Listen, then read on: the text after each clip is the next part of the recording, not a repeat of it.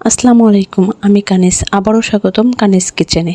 এবার আপনাদের জন্য নিয়ে এসেছি ঢেঁড়স ভাজির রেসিপি।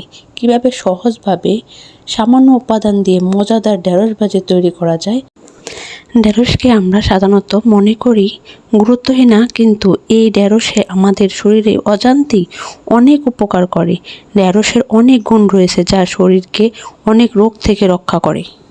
ঢেঁড়সে রয়েছে অনেক ঔষধি গুণ। এর মধ্যে রয়েছে আয়রন, ভিটামিন এ, রোগ প্রতিরোধ ক্ষমতা বাড়ায়। তবে ঢেঁড়স সঠিক নিয়মে রান্না করতে হবে। প্রথমে দেখুন ঢেঁড়স নিয়েছি, পরে আমি ঢেঁড়স ভালো করে ধুয়ে নেব। ধুয়ে তারপর কেটে নেব। দেখুন আমি কিভাবে কেটে নিয়েছি। ঢেঁড়স আবার শ্বাসকষ্ট প্রতিরোধ করে। এখানে আমি পেঁয়াজ কুচি, রসুন কুচি এবং ফালি করা কাঁচামরিচ নিয়েছি। প্রথমে ফ্রাই প্যান গরম করে আমি এখানে 2 টেবিল চামচ তেল দিয়ে দিয়েছি। তেল গরম হয়ে আসলে আমি এখানে রসুন, পেঁয়াজ, কাঁচামরিচ দিয়ে একটু নেড়েচেড়ে নেব। আমি পেঁয়াজ, মরিচ, রসুন বেশি ভাজবো না, হালকা করে ভেজে নিয়ে এখানে 1/2 চামচ হলুদের গুঁড়ো দিয়ে দিব। দিয়ে হালকা নেড়ে আমি এখানে ঢেঁড়সগুলো দিয়ে দিব। ঢেঁড়সগুলো দিয়ে হালকা একটু নেড়ে আমি এখানে স্বাদ মতো লবণ দিয়ে দিব। লবণটা আমি আগে দিইনি, ঢেঁড়স দেওয়ার পরে দিয়েছি। এখন আমি ভালো করে নেড়ে দেব। দেখুন আমি ভালো করে নেড়ে দিচ্ছি। ভালো করে নেড়ে চেড়ে এখন আমি ঢাকনা দিয়ে ঢেকে দেব।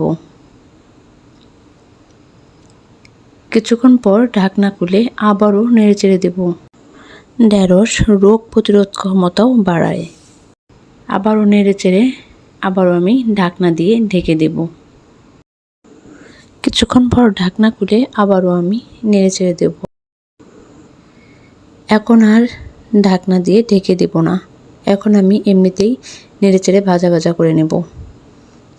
দেখুন প্রায় আমার ঢেঁড়স ভাজা হয়ে গিয়েছে।